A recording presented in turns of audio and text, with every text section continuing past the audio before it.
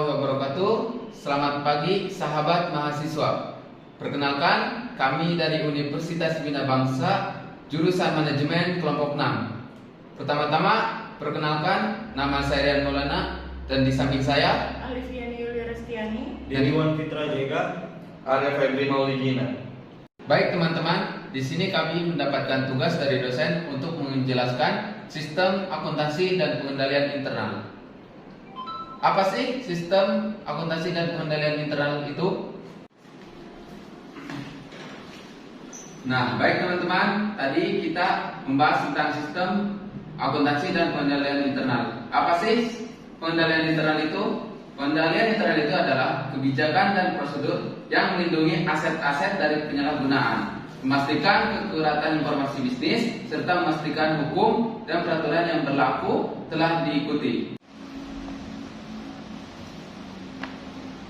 Yang selanjutnya saya akan menjelaskan tentang unsur-unsur pengendalian internal yang terdiri dari 5. Yang pertama itu ada lingkungan pengendalian. Yang kedua ada penilaian risiko. Yang ketiga itu ada prosedur pengendalian. Yang keempat itu adalah pengawasan, dan yang terakhir atau yang kelima ada informasi dan komunikasi. Ya, oke. Selanjutnya tujuan pengendalian internal ada di situ. 1. Aset telah dilindungi dan digunakan untuk keperluan bisnis. Kedua, informasi bisnis akurat. Ketiga, karyawan, manajer mematuhi hukum dan peraturan yang berlaku. Oke teman-teman, itulah tadi pengendalian internal. Ada pengertian, jenis-jenis, dan unsur pengendalian internal. Selanjutnya ada sistem akuntansi. Nah, di sini ada sistem akuntansi manual atau disebut buku besar pembantu. Nah, buku besar pembantu terdiri dari 2 jenis, yaitu buku besar utama dan buku besar pembantu. Apa sih buku besar utama itu? Buku besar utama yaitu buku utama yang mencakup seluruh akun-akun laporan, posisi, keuangan, dan laba rugi. Dan apa buku besar pembantu itu? Buku besar pembantu itu subsidiary ledger, yaitu buku besar khusus yang digunakan untuk mencatat akun-akun tertentu serta perubahannya secara rinci. 2 buku besar pembantu yaitu buku besar pembantu utang dan buku besar pembantu piutang. Nah, itulah buku besar pembantu dan buku besar utama. Nah, teman-teman, ada perbedaan buku besar utama dan buku besar pembantu. Perbedaannya, jika buku besar utama sumber pencatatan jurnal khusus dan jurnal umum, postingnya secara kolektif biasanya setiap akhir bulan. Akun yang diposting seluruh akun.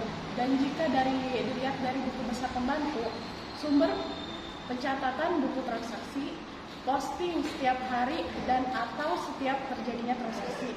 Akun yang diposting piutang dan utang saja. Nah, selanjutnya ada di situ jurnal khusus. Jurnal khusus digunakan untuk transaksi dilakukan secara berulang kali. Nah, jurnal khusus terbagi menjadi 4 bagian. 1. Jurnal pendapatan. 2. Jurnal penerimaan kas. Yang ketiga, jurnal pengeluaran kas.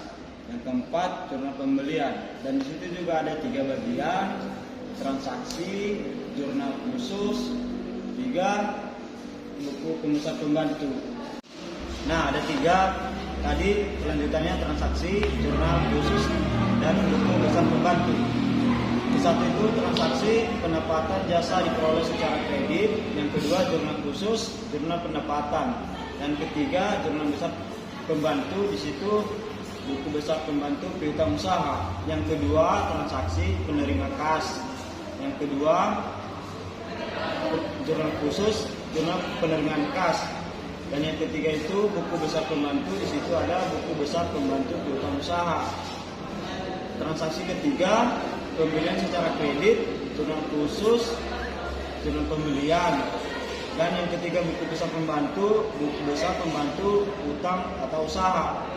Nah, transaksi yang keempat, pembayaran kas.